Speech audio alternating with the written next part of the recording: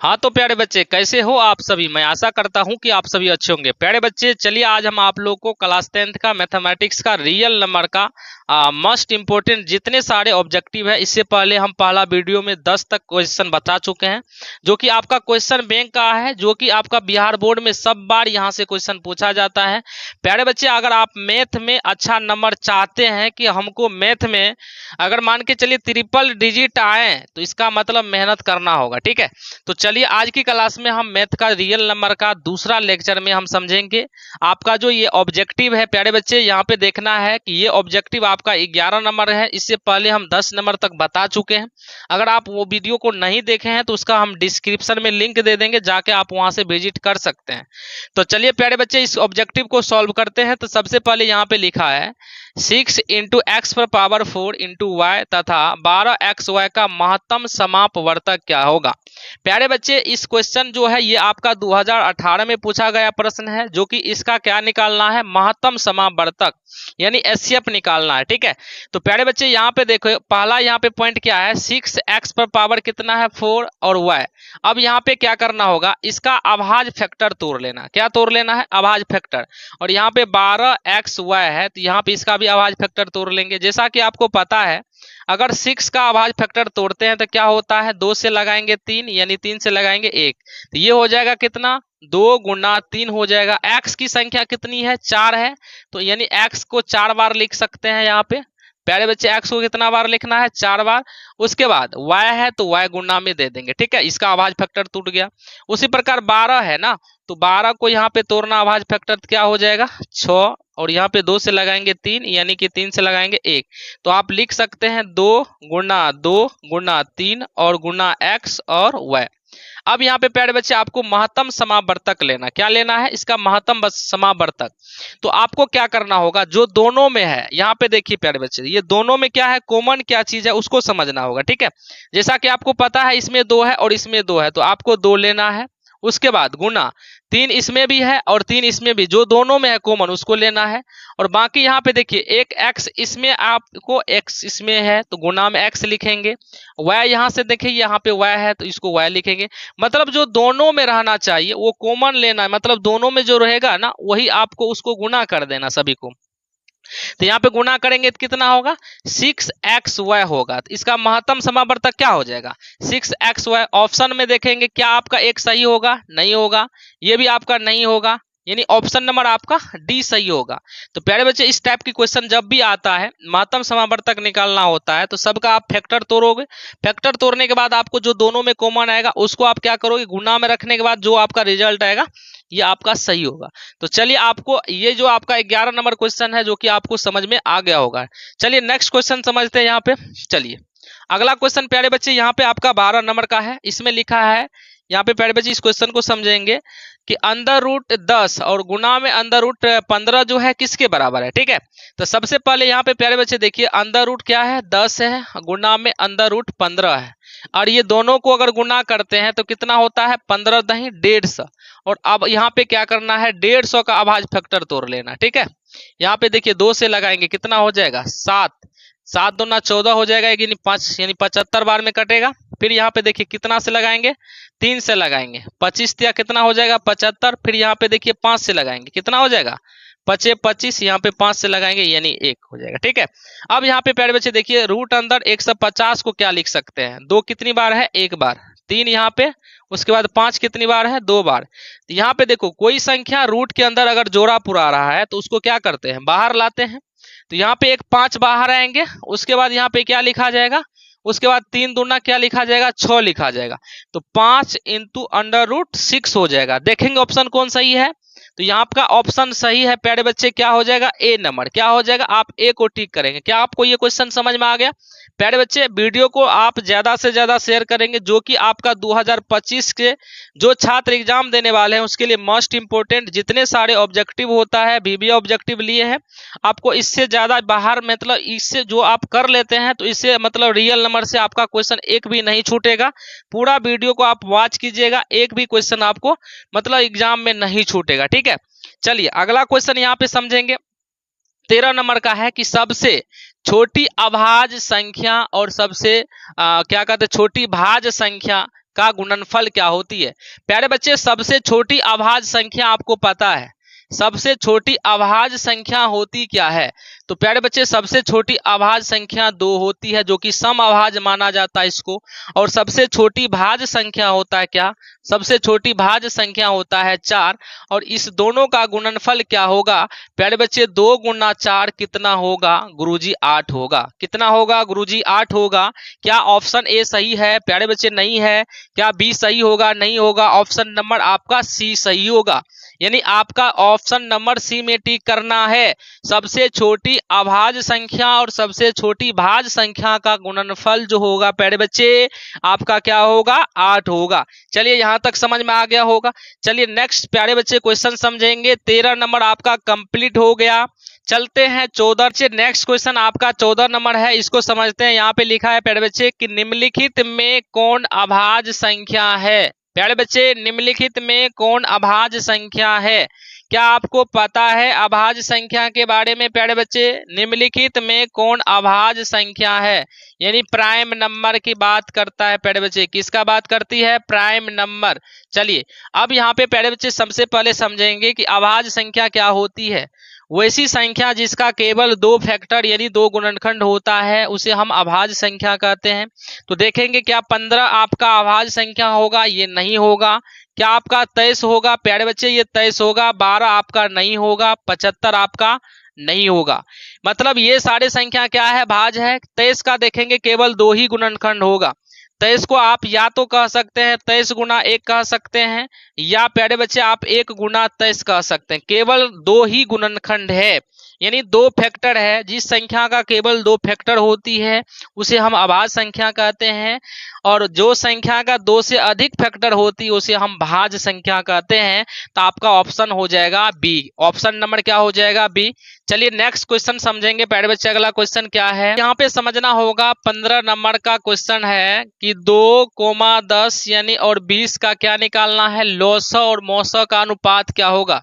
प्यारे बच्चे 2 और 10 और 20 का हम क्या निकालेंगे, पहले एलसीएम निकाल लेंगे। 2 से लगाएंगे 1 यानी हो जाएगा 5 हो जाएगा, 10 हो जाएगा। उसके बाद यहाँ पे क्या से लगाना है, 5 से लगाना है प्यारे बच्चे। तो यहाँ पे कितना हो जाएगा, 1 हो जाएगा, 1 हो जाएगा। उसके बाद यहाँ पे 2 हो जाएगा। तो एलसीएम की बात करें प्यारे बच्चे तो 2 गुना 5 गुना 2 यानी कितना हो जाएगा, 20 हो जाएगा इसका एलसीएम। और इसका एचसीएफ की मैं बात करें प्यारे बच्चे, 2 और 10 20 का एचसीएफ की बात करें तो सबसे पहले हम 2 संख्या का एचसीएफ निकालेंगे। तो यहाँ पे कितना हो जाएगा प्यारे बच्चे, 2 पंचे 10 यानी कि इसका एचसीएफ कितना हो जाएगा 2। और फिर क्या करते हैं, 2 से हम 20 में भाग देते हैं तो इसका एचसीएफ कितना हो जाएगा प्यारे बच्चे, इसका भी एचसीएफ आपका हो जाएगा 2। यानी 2 10 और 20 का एचसीएफ कितना हो जाएगा, 2 ही होगा। तो अब इसका अनुपात निकालेंगे प्यारे बच्चे, एलसीएम बटा एचसीएफ। एलसीएम बटा क्या हो जाएगा, एचसीएफ।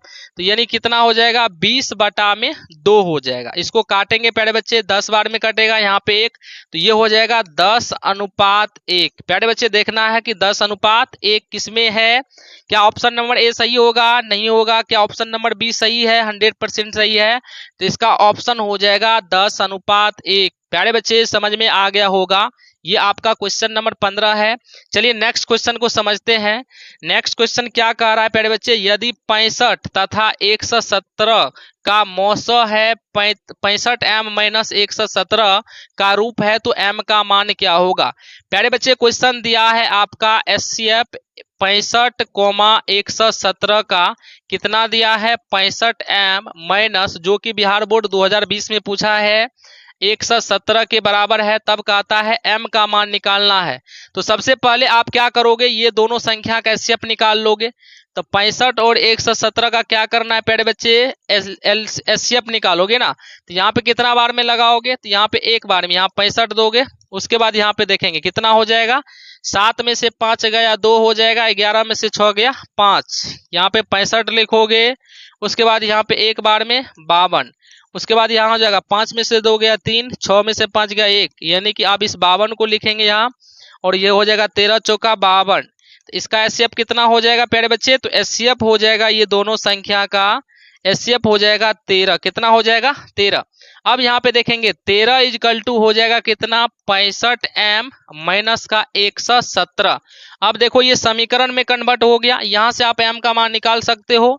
117 को इधर लाएंगे तो 13 प्लस क्या हो जाएगा 117 बराबर 65 m।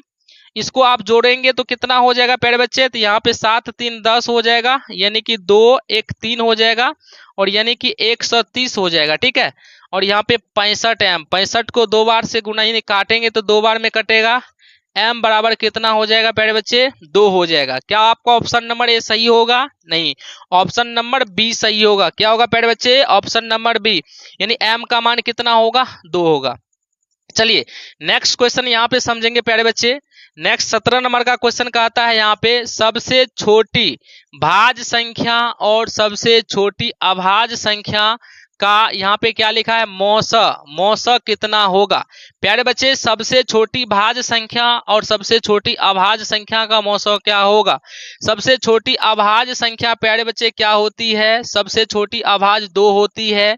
सबसे छोटी भाज्य संख्या क्या होती है, तो 4 होती है। इसका एचसीएफ कितना होगा प्यारे बच्चे, 4 में अगर 2 से भाग देते हैं तो 2 बार में कटता है, और इसका एचसीएफ कितना होगा, एचसीएफ 2 होगा। अब देखेंगे ऑप्शन ए सही होगा नहीं होगा, ऑप्शन नंबर बी, यानी option number B right answer होगा। गुरुजी समझ रहे हैं। चलिए प्यारे बच्चे यहां तक आप लोग को कहीं प्रॉब्लम नहीं है, यानी 17 नंबर क्वेश्चन आप लोग को जो कि 2020 के एग्जाम में पूछा गया है प्यारे बच्चे, ध्यान रखना है। टोटल क्वेश्चन आपका वेरी वेरी इंपॉर्टेंट है। 2025 में बिहार बोर्ड में यही मैथमेटिक्स में रियल नंबर से क्वेश्चन आएगा। चलिए आगे बढ़ते हैं प्यारे बच्चे, आगे बढ़ते हैं। यहाँ पे देखना है, अब यहाँ पे समझना 18 नंबर का क्वेश्चन, 96 का अभाज्य गुणनखंड क्या होगा।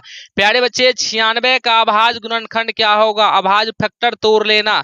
4 दूना कितना हो जाएगा 8, यानी 8 दूना 16, फिर यहाँ से लगाएंगे 24 दूना 48, फिर लगाएंगे 12 दूना 24, यानी 6 दूना 12 हो जाएगा, 3 दूना 6 हो जाएगा, 3 एकम 3।